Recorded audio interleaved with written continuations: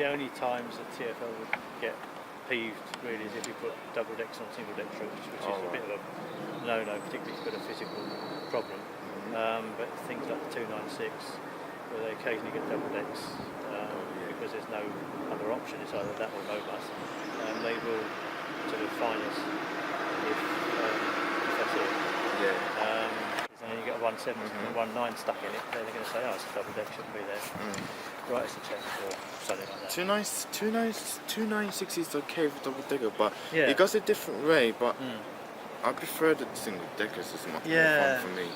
Because when I go on them, I feel like I'm relaxed. Okay. And 396, I last go on them before it was Go Ahead London. Well, I like those Versa. And they're pretty. Some drivers try to do like the fast, like the kick down side showing if it's enough. I was wondering if one of those drivers did when I was filming. I was like, I love to hear it, and I feel like I'm enjoying this. I love those Versas. They're like they're like nicey, and it's a bit similar to Solo as well. Yeah, they're similar design. Unfortunately, our engineers don't like them.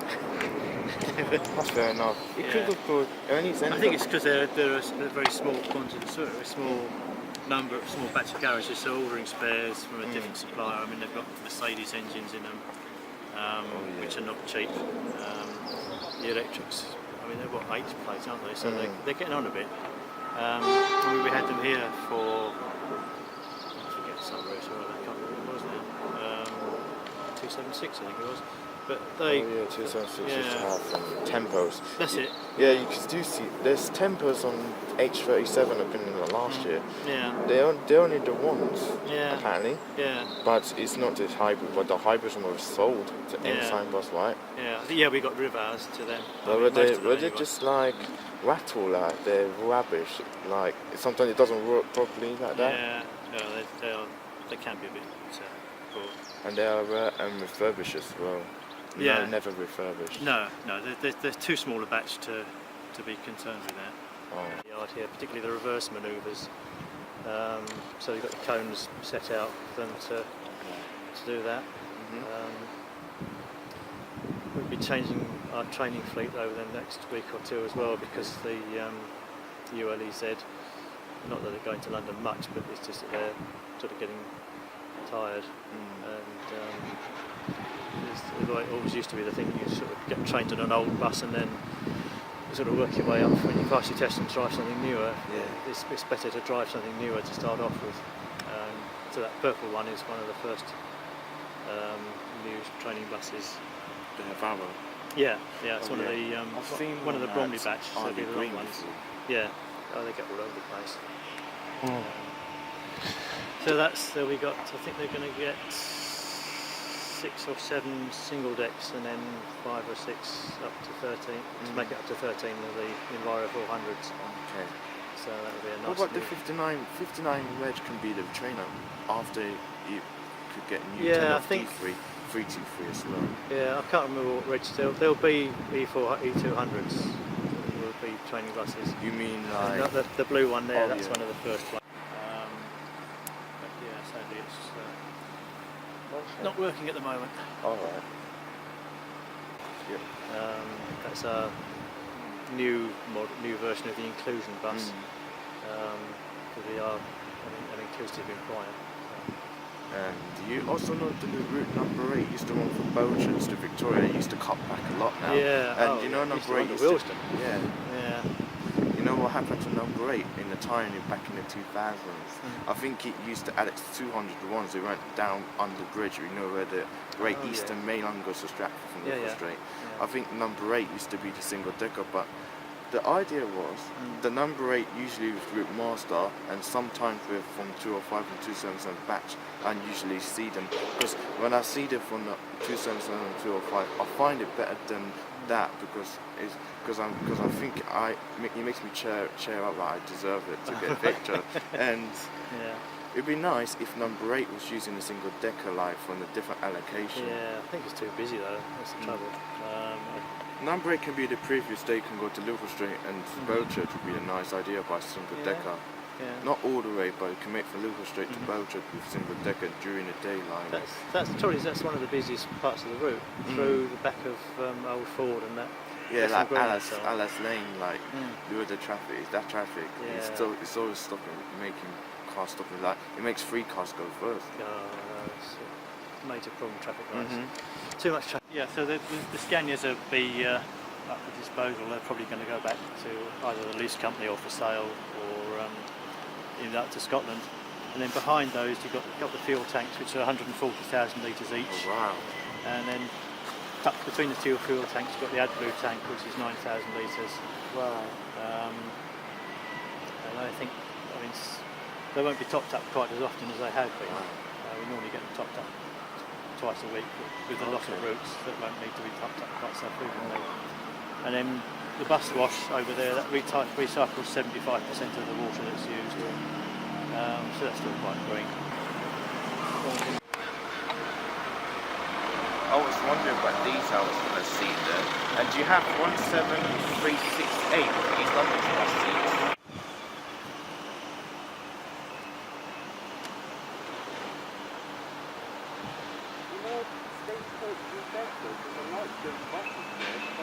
It's actually controlled from Canada.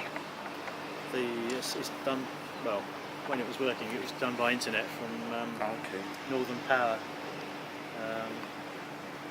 Sadly, it's so it's a Northwind 100 turbine.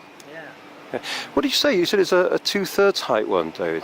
Yeah, I believe it is. Yeah, it's not 37 metres or something. I think. Right. Yeah. Something like that. Yeah. It was for number 8 allocation when this last day with Master. Yeah. I've been there loads of times. Yeah. I missed them, but I get to see 182 for the last time last year. I managed to catch it, but there is 182 or 8. I should catch it back in that time. Yeah.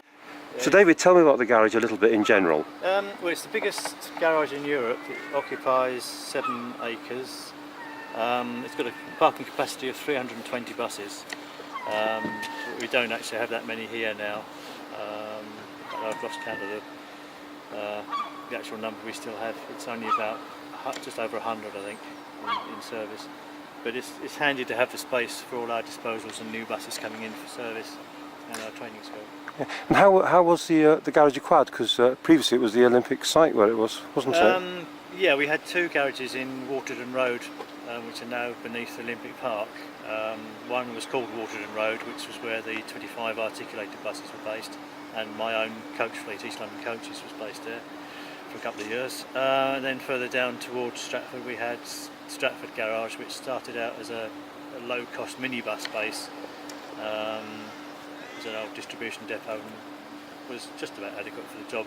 But over time they adapted it, and that started out running mini buses that eventually grew to a full-size bus garage. And then when the Olympics was announced, we had to move out of there, and we moved to a temporary site just to the north of here. I mean, you know, you've been out in the field now since 1974, was it? 75. 75. Forgive me for that one, David. But I mean, you've seen a lot of changes over the years. I suppose the Waterden garage. I mean, that was some good memories for you, I suppose. Sorry. Good memories down there on the old site. Yeah, I mean, I spent 16 years at North Street running the coach hire business there, and then tendering and stuff meant we had to move out of there to Waterden Road. A couple of years there, and it was quite good. As a sort of not something that was built as a bus garage, it adapted quite well. It was my first experience of a sort of the open approach with a minimum covered accommodation. It worked well. So it's one of those minimalist sort of architecture type things. So that worked quite well then. Yeah. I mean, the only previous experience I'd had of that was Edgware Garage in Watling District, and it used to be quite bad in the winter because it used to get frozen up buses and all sorts of problems with that. But they weren't they were the old DMSs and SMSs, so they weren't the best anyway. But even I think now we've got Raynham, which is a similar sort of open air concept to this. We don't seem to get many problems with icing up at all. We don't wash the buses, but that's obviously exacerbates. Yeah, you Yeah, get slippery surfaces and doors frozen together and ice all over the place. So that sort of things are more or less all yesteryear. Yeah. I mean, you get a bit of snow on the roof, and that's probably about it. I mean, global warming's probably helped, but Thanks for that one, Dave. yeah, well, it is what it is.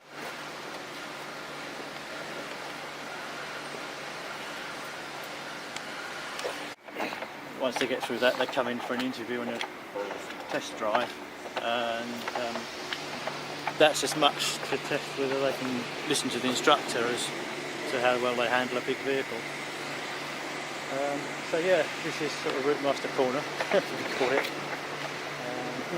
So how many of these Route Masters do you actually have on the garage? We've got 10, but so the PVR is only 4. There's 3 of them have been out of use for quite a long time, because the spares are so difficult to get hold of.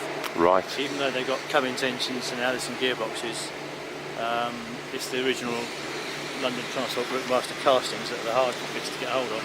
Brake valves and steering rams and so on. It's just like hen's teeth.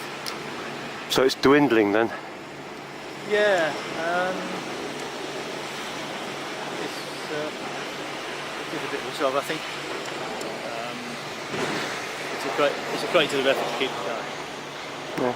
Do you find it rewarding when you see people travelling on them and enjoying them? Is it still rewarding to see that, or do you still feel it's more of a labour of love? It's quite good to see people enjoying themselves on them.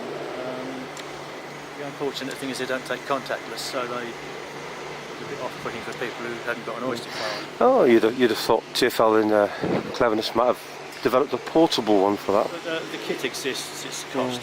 They did have conductors though, didn't they, at one time? Yeah. So, They've always had those. yeah. And they still continue to have those, presumably from a health and safety point of view. Oh yes, yeah. In fact, they did actually have them on those famous Boris buses, didn't they? Yeah. Yes. Like that one there. But they only had them for a short period of time, was it? Yeah. Was it how many years? 6 years was it? I can't remember I now. don't think it was that It long. was a short period of time, and then they were. Yeah. That was the end of that. Yeah. I think when they finished off the Northern Line Guards too, wasn't it? Yeah. I mean, So, the funny thing is that the 55 was a route when it was run by. I think it was some of the Volvo Olympians we had on there. Yeah.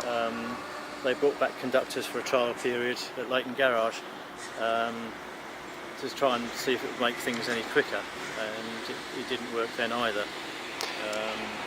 Because the trouble with a driver-only bus, when you've got 2 people on it, is that they spend the time talking to each other. It's just human nature. Whereas on the Route Master, you could only yell out the side window or tap on the window or something like that. Yeah, that's how it was, wasn't it? Yeah, and it was the bell signals as well. Yeah, They used to use yeah. the old bells. Tell you what, just to remind us, go back to yesteryear, Dave. What were the bell signals? It was 1 for stop, 2 for go, 3 for full up, don't stop, and 4 was the sort of panic station to stop as quickly as you can. So if you're going past a bus stop and you're planning on getting off and it went ring, ring, ring, you wouldn't be getting off there, would you? That's right. Is that?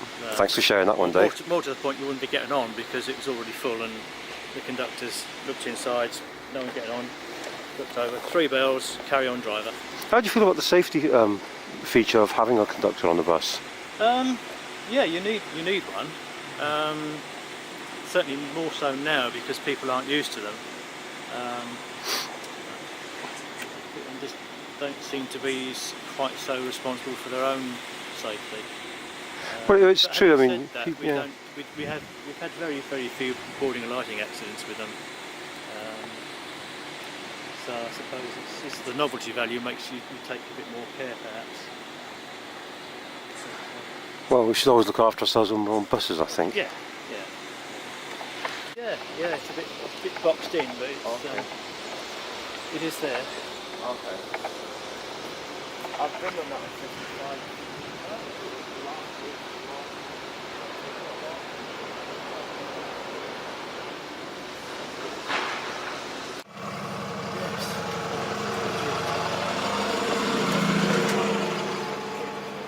Like the whole thing. No, it's been here for a while. No blinds. No, well, I've got the blinds sitting behind my desk. Wow. You can have a look inside. It's so very different from what in service.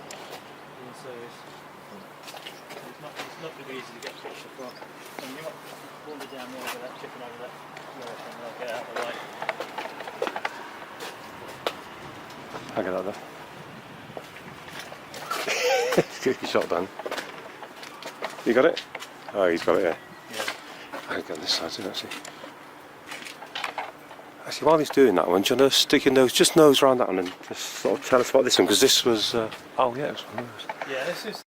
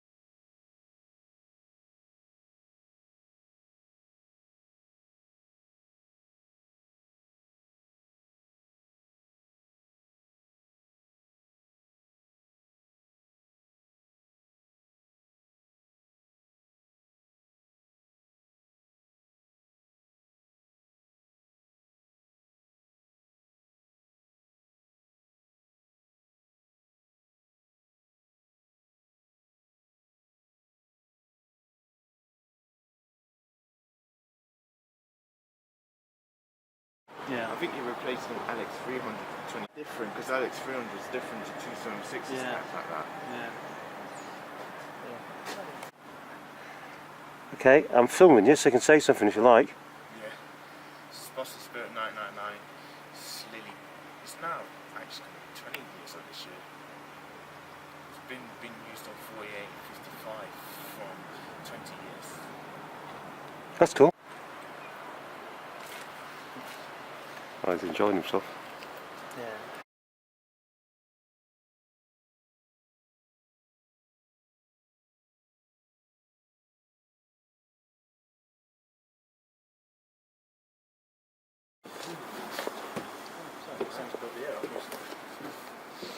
Yeah, they're very different.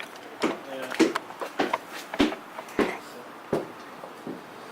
Yeah, it needs a darn good clean, but other than that, it's much as it was. It's interesting, you know, when a bus isn't in service and it's parked up in a garage like this, it's got quite an atmosphere about it, hasn't it? You start thinking about when it was in service and the people that used it. Yeah. It's very interesting. Yeah. Good. Yeah. I wish this one comes from the break and I would film that.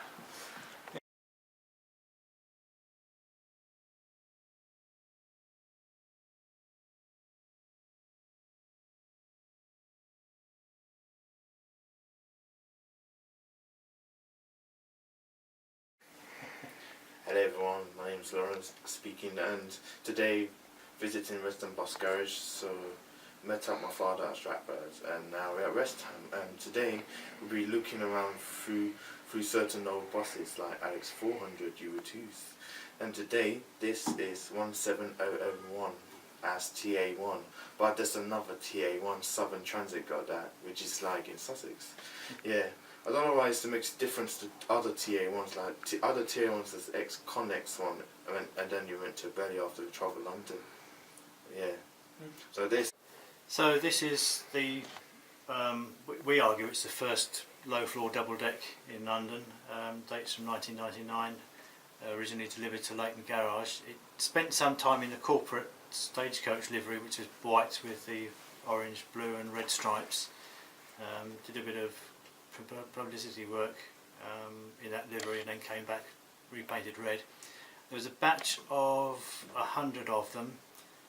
It's slightly lower in height than the main batches that followed, so it can go a bit, to slightly less restricted in where it can go. It still has the tubular metal seat frames and the separate sort of backs and cushions, particularly the sort of chrome or stainless steel, traditional looking seat frames, whereas the modern ones, the subsequent batches, TA 101 I think onwards, had the moulded plastic seats. So it is very much a sort of crossover between the sort of traditional type of bus and the modern low floor accessible type of vehicles that we're sort of so familiar with now. Can you tell us about the seat covering? That's really it's very interesting, isn't it? Quite dynamic. Yeah, it's a fairly generic one. It's not, I don't think it's specific to Stagecoach. It was used in a lot of coaches and buses at the time. It's very much of its era. Got you.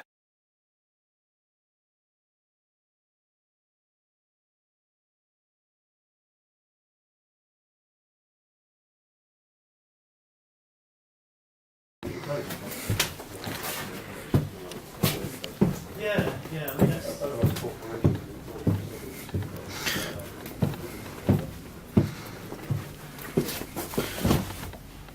Wow. This is my favourite bus. Let's check the windows. My first time ever filmed this was inside. I never filmed this bus till he left 2014, but since I started YouTube in 2015, yeah, the bells, I don't know if the bells do working.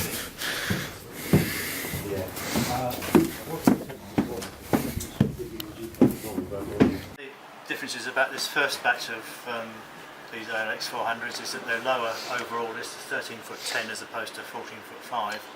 And one result of that is it hasn't got a back window, simply because of the sort of lower overall height. There just wasn't room to fit one in. The subsequent batches managed to squeeze a window in the back, which I think made it a lot brighter at the back, for a slightly less claustrophobic atmosphere. But nonetheless, it's still quite something.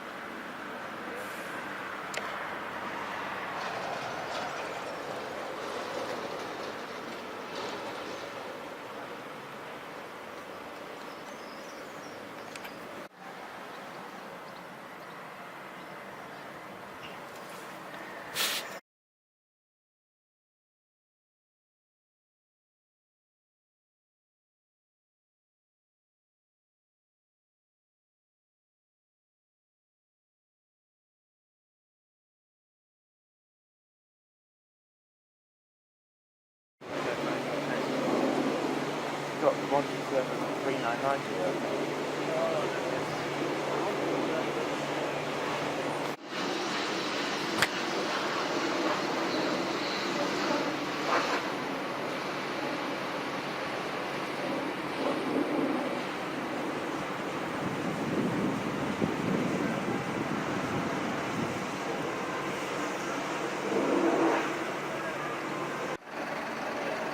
We'll be getting a new one of these soon. Yeah, this is that. This is the best. Yeah. The new one's that one now. Yeah. We've got one now. Yeah. So, Yeah. The blue one's fine. Yeah. It's been sold. Yeah. Yeah, it's been sold.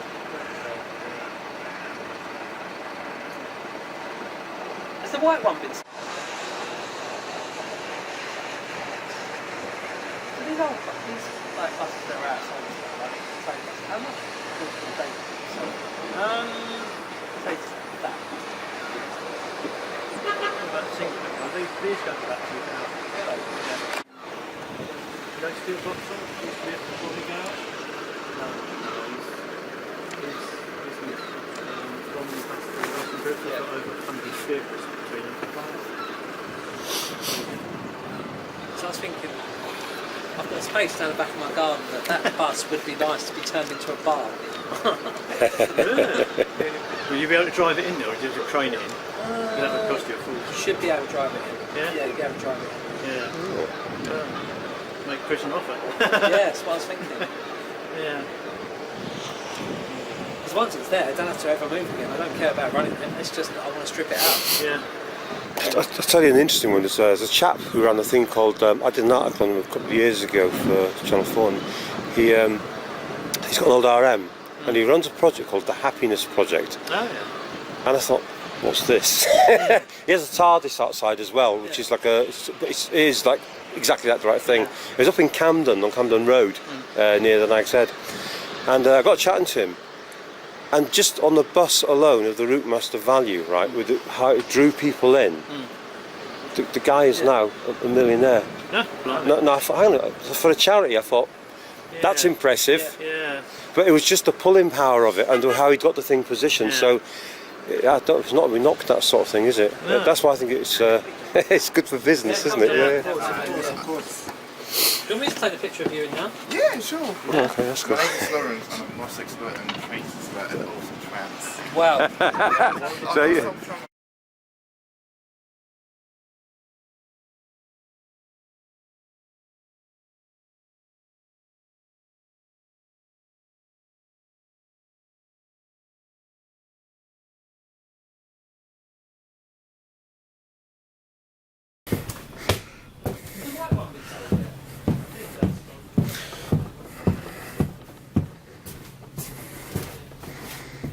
So the 17395 was withdrawn in TFR as used trainer. It's now replaced with the LX56 Veg.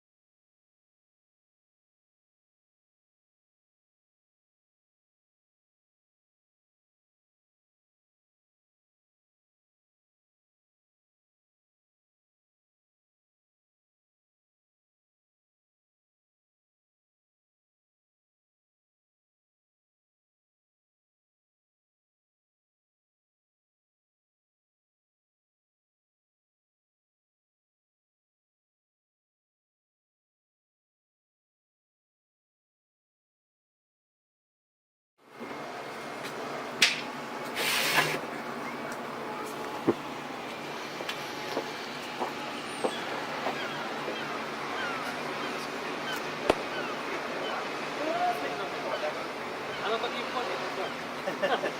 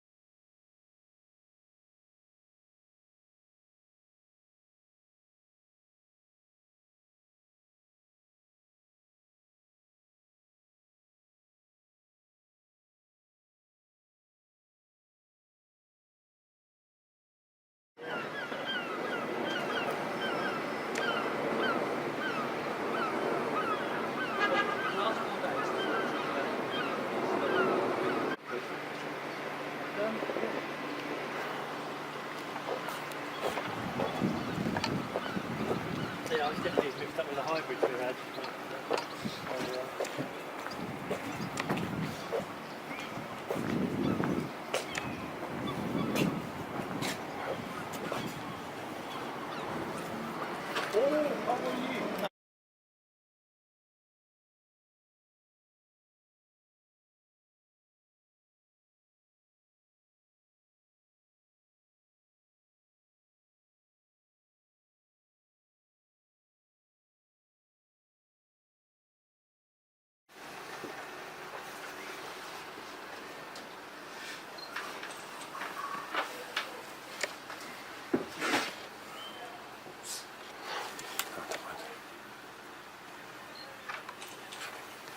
So what? So then, so is it alright to turn the engine on? No, you know. No, he's got no. I haven't got the key locks. On this occasion, not. You mean Yeah. some buses don't have keys on these, like Optus? Some do. Yeah. Picture me on the cab. Yeah, of course. There you go. One here.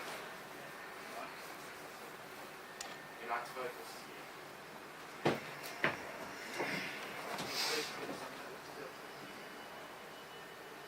Ready?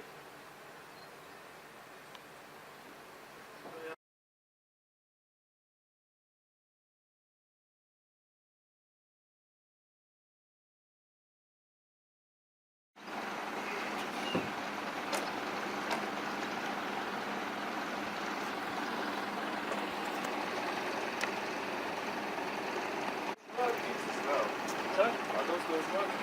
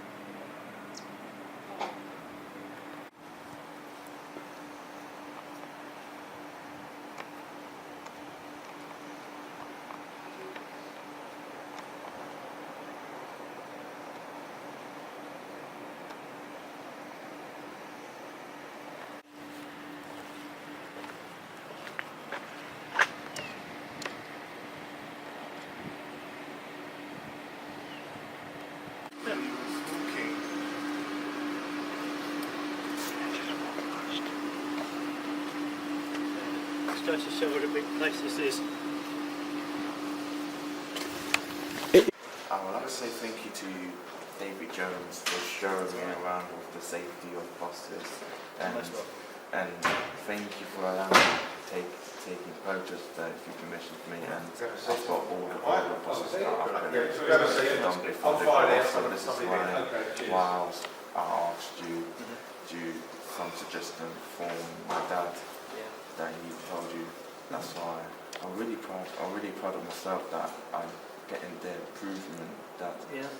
I like to see old buses, you know, like sometimes it's very hard to catch them. Like any certain companies and outside of London I go, that's since I started going outside of London since 2018, which is good for me, so I can get the ex-London, like, you know, like you see the Alex 400, ex-Stagecoach, Grand Panel, it was exactly I saw it in the picture, but I don't really see it for real, but the only thing is I saw the Euro 2s and they have a different LX 400s, like a Euro 3, but it looks the same as the LX 4, but it's different, it's got, the rear back is different, has no window. That's why I've seen it on certain routes, you know, like Bedford and stuff like that, and other operators, you know. So you plan these that the Y reg that are going to be withdrawn and replaced by the LX 56. What about 1919000? That you thought about too. This one. Will he be the trainer? No, I think it'll stay as part of the heritage fleet. Such as it is. Oh, okay. What about 19131? Will be the same. It'd be nice. I don't know. That's probably going to become a trainer. Or top. I can't remember. Some of those batches have come to. Would be like stuff like that. Bow ones there on the.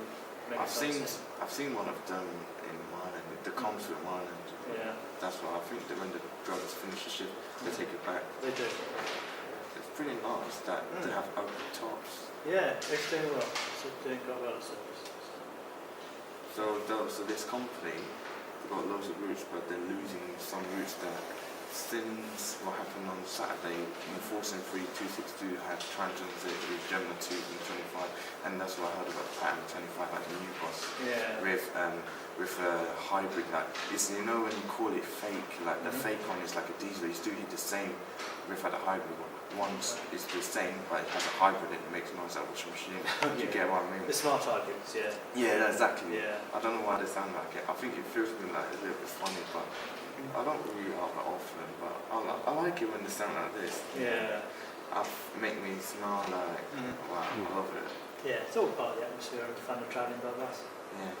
That's it. Thank you so much That's all right. for letting me visit the Western Bus Garage. You're welcome. And yeah, my name is Lawrence James Garner, and I'm very happy that I got all the correct pictures done. Good. Look forward to seeing